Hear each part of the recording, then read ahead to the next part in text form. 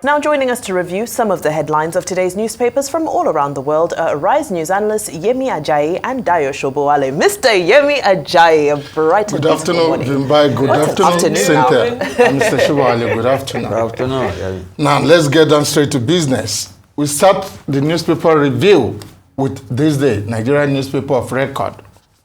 The lead story, purported court order surfaces ahead of ruling. More woes for judiciary. CUPP confirms development. Center uncovers plot to halt by-elections. Wike defies Fubara's men, returns to state. And Frank wants Rivers DPO's death probed. Then the window story, that's above the masthead.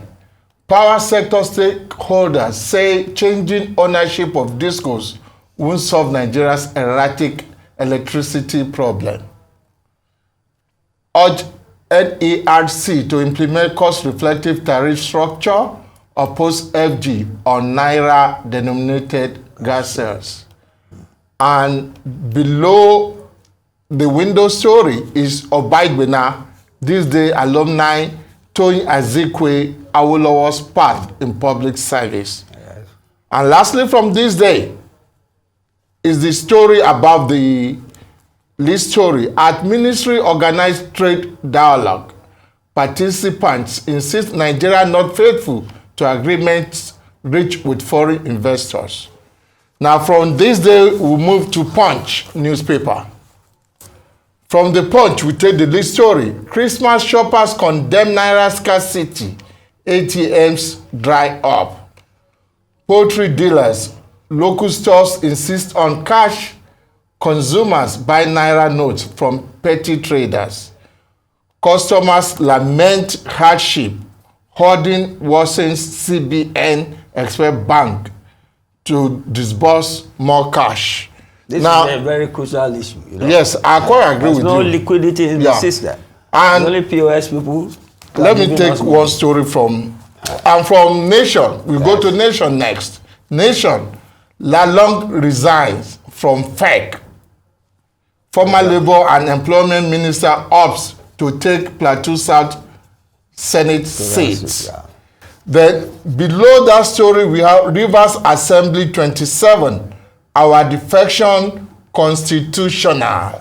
Serious matter. Then we take the Guardian. Firms, FG firms trade jobs as illegal expatriates take over economy. From the Guardian, we go to Daily Trust. Zamfara community under siege as bandits strike. And lastly, for newspaper review today is New Telegraph. The New Telegraph, 13 above the masthead, we have the story, 13% derivation. Oil producing states earning up 10.61% to 595.78 billion. And the lead story on New Telegraph, aviation, FG malls, 50% fare subsidy. Minister airline operators hold strategic meeting. And from New Telegraph, let's go to the foreign newspapers. The first newspaper we're considering is the Daily Telegraph. Israel risks breaking law with its killing rate, says Wallace. That is the former British Defense Secretary. And from Daily Telegraph, let's take the Guardian. Money admits lying to media over links to firm in PPE deals scandal. Mr. Shobowale, Vimbai Center. Where do we start? What do you think? Christmas issues. Christmas issues. The punch story. Yes. The punch story. Very timely. No, I can tell you from experience. Most people now don't get money from banks. They go to this POS. These people sell money. So you are buying your own money. That's what they are saying. And it is all over. But the question we should be asking, Yes. what is the source of the money the POS operators are giving out? Well, I suspect the old notes. They really did not, they stored some of the old notes because the money they will give you, they stink. But at least you know you have money. Very old notes. Maybe, people hold currency. Maybe during the time that we were all panicking, that maybe they had that confidence that this money will still be useful. That is why the banks are starved of funds. The CBN will intervene on that. So doesn't that make this crisis artificial then? This one? Yeah, it makes the cash crisis artificial. It is not artificial. It was created during the origin is in the currency redesign. You get me? Even though the Supreme Court has ruled on it now that all money are legal, but not all money are crept back into circulation. But I tend to, so it's a liquidity problem. I tend to agree with Bimbai on the artificiality of this current scarcity, in the sense that for some months ago, there was no crisis, no scarcity. You walk into the bank, whether artificial or whatever, there's scarcity. Of course, there is scarcity. The same thing with fuel.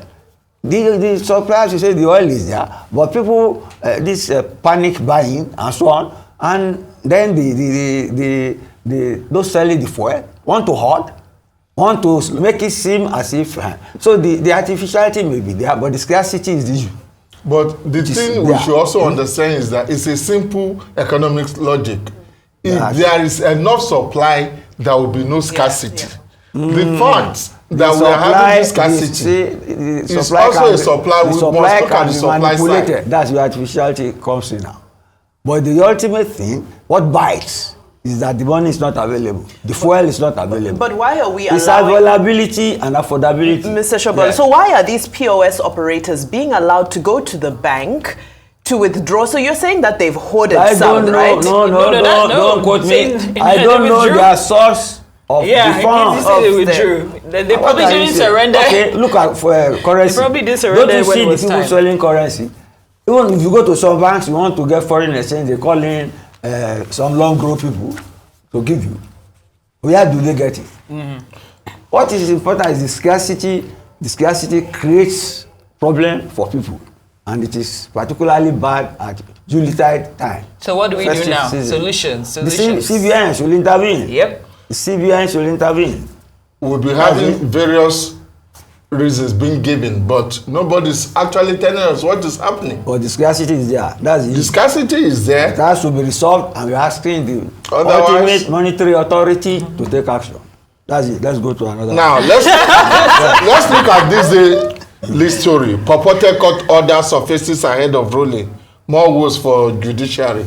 Shouldn't be something of a great concern. This one, I don't want to be involved in this. Let them wait until that ruling is given. You get me now? They are even giving the photocopy. Let us see the judge who will give that ruling again. They say it's today or this week. So don't let us beat the gun. Well, it's not. It's a bad story because it's based on falsehood. Falsehood in what sense? In that they say this ruling will be given by a court this week. You can only dismiss it. You can only dismiss it when that ruling comes out. You get me? Okay. Let us wait. Fingers are crossed. So let's see how it goes. Okay, so you're saying the copy that's circulating is a fake copy for now. For now, it's unreal. Okay. Is it the court judgment? It is not a court judgment, but if you know the way the Nigerian system works, the way the Nigerian people spend misinformation and disinformation, yes, until and unless it is given in the court of law. It's just I don't think this is a case of misinformation. Okay, go and deliver the judgment. go on that note. Who will deliver that judgment? Mr. Shobole, Mr. Dayo Shobole, Mr. Yemi Ajayi. Wow, thank you so much for your time today. Thank you for giving us some food for thought.